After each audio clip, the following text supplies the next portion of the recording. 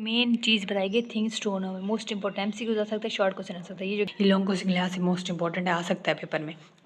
अस्सलाम वालेकुम बच्चों, क्या हाल चाल। लेकिन ठीक है, स्टार्ट करेंगे class 10 chemistry new book chapter number 1 जो कि states of matter and face change.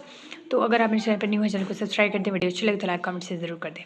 ये हम पहले भी 9th में पढ़ चुके थे, लेकिन यहाँ पे आप डिटेल में थोड़ा पढ़ेंगे, लेकिन कॉन्सेप्ट बहुत क्लियर है। ठीक है, आसान तरीन कॉन्सेप्ट है। और इसमें से कौन से लॉन्ग क्वेश्चन कौन से शॉर्ट बनते हैं वो मैं बताऊंगी। सबसे पहले स्टेट्स ऑफ मैटर में आपको पता हो कि मैटर है क्या। मैटर वो होता है कि कोई भी चीज़, anything that have mass and occupy space, कोई भी चीज़ है जिसका अपना वजन है, उसने जगह घेरी हुई, तो उस चीज़ को हम कहते हैं मैटर। फॉर एग्जाम्पल ये बोर्ड है, ये चीज़ है और इसने जगह घेरी हुई है, इसका अपना वजन है, इसने जगह घेरी हुई है, तो ये मैटर है। तो अब मैटर की मेन जो स्टेट्स हैं वो 3 स्टेट्स हैं, गैस, लिक्विड और सॉलिड। लेकिन प्लाज्मा भी है, वो रेयर है, इस वजह से हम इतना उसको नहीं डिस्कस करते, लेकिन इन तीनों को हम मेनली डिस्कस करते हैं। तो जो सिंपलेस्ट स्टेट है मैटर की वो है गैस। अब साइंटिस्ट ने जो इनको देखा, इनकी प्रॉपर्टीज़ को देखा, तो फिज़िकल प्रॉपर्टीज़ के हवाले से गैस के प्रॉपर्टीज़ कंप्रेसिबल भी थी, मतलब इसके ऊपर वज़न डालें तो वो कंप्रेस भी हो जाती थी, और ये एक्सपैंड भी थी, मतलब न्यू चीज़ है। हीट भी करें तो ये एक्सपैंड हो जाते, वज़न डालें तो ये कंप्रेसिबल भी हैं, और ये डिफ्यूज़ भी करती हैं, मतलब फैलती है, स्प्रेड भी होती हैं। स्प्रे को एक जगह पे करो ना तो फिर ऐसे ऐसा फैल जाती है चीज़, तो मतलब डिफ्यूजन वाली प्रॉपर्टी भी थी। तो ये गैस की प्रॉपर्टीज़ इन्होंने देखी, तो इसके ऊपर एक थ्योरी बनी चुकी थी, काइनेटिक पार्टिकल थ्योरी, जो कि मॉलिक्यूल्स की मूवमेंट वाली थी। अब गैस की मॉलिक्यूल्स हमेशा हर वक्त मूवमेंट करते हैं, रैंडम मूवमेंट करते रहते हैं, रैंडम मोशन करते रहते हैं। तो इन्होंने गैस के बिहेवियर को एक्सप्लेन किया, गैस के लॉज को एक्सप्लेन किया। मॉलिक्यूल्स ऑलवेज इन मोशन, ये गैस के मॉलिक्यूल्स की बात कर रहे हैं, और ये गैस के लॉज को एक्सप्लेन करती है, गैस के बिहेवियर को एक्सप्लेन करती है ये थ्योरी। ये लॉन्ग क्वेश्चन के लिहाज से मोस्ट इंपॉर्टेंट है, आ सकता है पेपर में। और ये एक्सप्लेन करती है लिक्विड सॉलिड के स्टेट्स को भी एक्सप्लेन करती है, और ये भी बताती है कि जितनी भी स्टेट्स हैं ये आपस में इंटरकनेक्ट पे, लिक्विड सॉलिड में हो सकता है, सॉलिड लिक्विड में भी हो सकती है, ठीक है, तो गैस में भी हो सकती है। तो ये 3 मेन पॉइंट्स हैं जो कि काइनेटिक पार्टिकल थ्योरी हमें बताती है। इस तरह ये एक्सप्लेन करती है फिजिकल स्टेट्स ऑफ मैटर को, जिसमें अरेंजमेंट ऑफ पार्टिकल्स हमें बताती है, मोशन ऑफ पार्टिकल्स का हमें बताती है। अब अरेंजमेंट ऑफ पार्टिकल का मतलब क्या है कि पार्टिकल किस तरह अरेंज है। फॉर एग्जांपल सॉलिड के अंदर पार्टिकल टाइटली पैक्ड है, हम इसको हिला नहीं सकते। अब देखिए ना, यहाँ पे टाइटली पैक्ड है, तो ये सॉलिड है, फोर्सेस स्ट्रॉन्ग होती हैं, और इनके जो मूव करवाएं तो इसकी जो मोशन होती है वो वाइब्रेटरी होती है, फिक्स अपनी जगह पे वाइब्रेट मोशन करते हैं, तो वाइब्रेट होते हैं। लिक्विड के देखें तो इसके पार्टिकल थोड़े से दूर होते हैं, लेकिन इतने भी दूर नहीं होते, और इनकी मूवमेंट की बात करें तो ये स्लाइड होती हैं, एक दूसरे के ऊपर मूव करते हैं।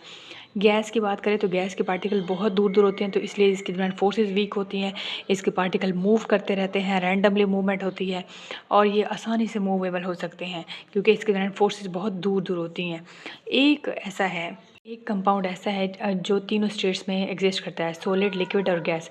सॉलिड की बात करें तो वो आइस में होता है, और लिक्विड की बात करें तो वो वाटर में होता है, और यहाँ पे गैस की बात करें तो वो स्टीम में,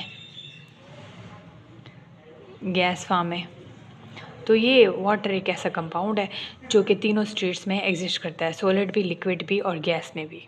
ये गैस के पार्टिकल्स होते हैं, इनकी मूवमेंट रैंडमली मूवमेंट होती है, ये एक दूसरे के साथ टकराते हैं, कंटेनर के वाल के साथ टकराते हैं, और इस चीज़ को हम प्रेशर भी कहते हैं। क्वेश्चन आ सकता है व्हाट इज़ प्रेशर, तो आप कहेंगे कि gas particles move randomly during motion और कोलाइड करते हैं with the wall of container, collide each other and with the wall of container, तो that is also known as pressure. तो इस चीज़ को हम प्रेशर भी बोलते हैं।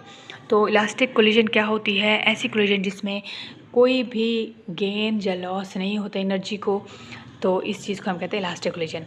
नो लेस और gain of energy during collision, जब कोलाइड कर रहे होते हैं पार्टिकल तो एनर्जी गेन लॉस नहीं होती, इस चीज़ को हम कहते हैं elastic collision.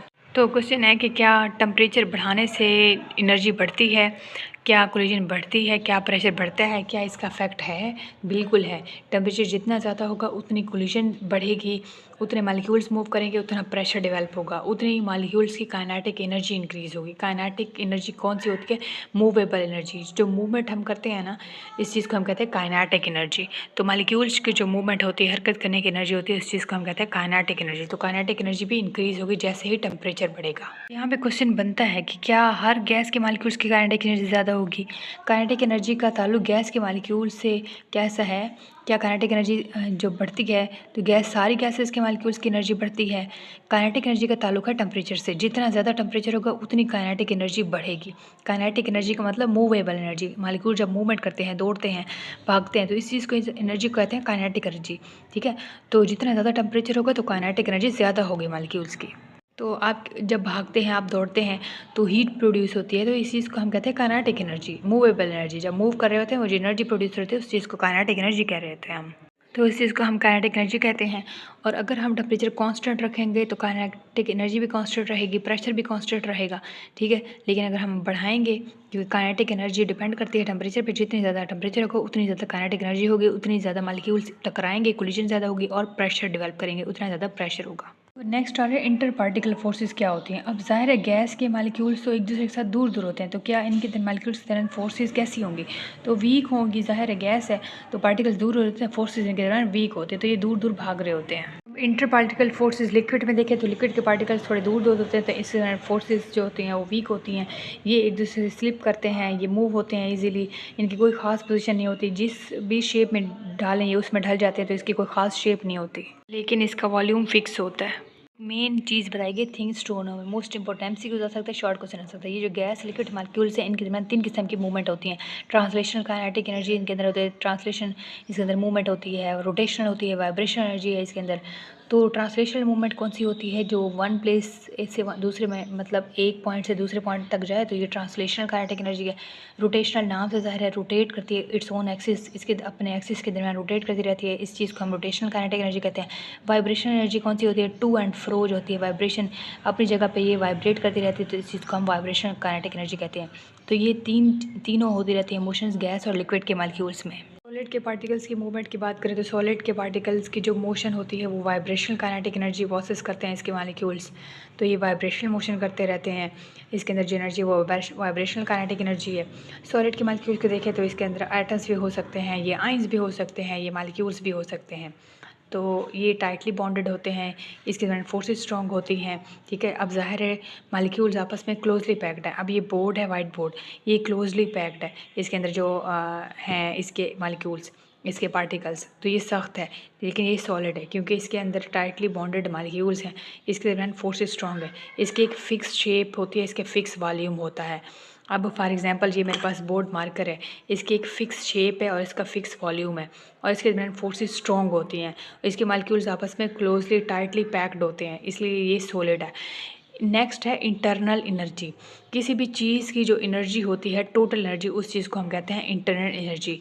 Internal energy of a substance is total energy it contains. किसी भी चीज़ के अंदर जितनी भी एनर्जी स्टोर्ड है, उस चीज़ को जितनी भी एनर्जी उसकी है, उस चीज़ को हम कहते हैं इंटरनल एनर्जी। अब ये इंटरनल एनर्जी के अंदर क्या क्या है, इसके अंदर पोटेंशियल एनर्जी की बात होती है, इसके अंदर काइनेटिक एनर्जी की बात होती है। पोटेंशियल एनर्जी क्या होती है, अब जितने भी फोर्सेस ऑफ अट्रैक्शन होती हैं बिटवीन मालिक्यूल्स के, तो इस चीज़ को भी कह सकते हैं कि पोटेंशियल एनर्जी है। या ये देखें H2O में ये जो फोर्सेस हैं, H और ऑक्सीजन के दरमियान जो फोर्सेस हैं, इनके दरमियान जो बॉन्डेड है, इस बॉन्डिंग है, इस चीज़ को भी हम कह सकते हैं पोटेंशियल एनर्जी।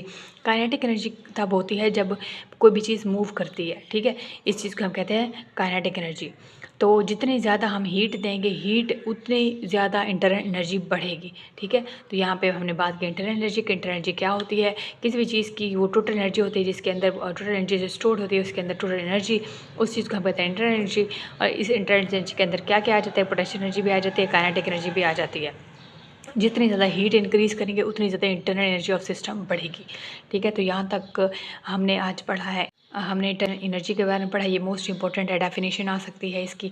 हमने मूवमेंट के बारे में पढ़ा, हमने काइनेटिक मॉलिक्यूलर थ्योरी के ऊपर लॉन्ग क्वेश्चन आ सकता है, हमने इंटर पार्टिकल फोर्सेस की बात की है, उसके ऊपर शॉर्ट क्वेश्चन आ सकता है। सॉलिड की फोर्सेस के बारे में पूछ सकते हैं, सॉलिड की प्रॉपर्टीज़ के ऊपर क्वेश्चन आ सकता है, लिक्विड की प्रॉपर्टीज़ के ऊपर क्वेश्चन आ सकता है, गैस की प्रॉपर्टीज़ के ऊपर क्वेश्चन आ सकता है। ठीक है, तो अलग से काइनेटिक मॉलिक्यूलर थ्योरी के ऊपर शॉर्ट भी आ सकता है, लॉन्ग क्वेश्चन भी आ सकता है। ये जो सारी चीज़ें थी ये आज हमने पढ़ी हैं। तो यहाँ तक कोई मसला हो ज़रूर पूछिएगा। वीडियो अच्छी लगे तो लाइक कमेंट शेयर ज़रूर कर दे, चैनल को ज़रूर सब्सक्राइब कर देना, और कोई सजेशन कोई फीडबैक हो लाजमी देना। मिलते हैं नेक्स्ट लेक्चर में, अपना ख्याल रखिएगा। थैंक यू सो मच, अल्लाह हाफिज़।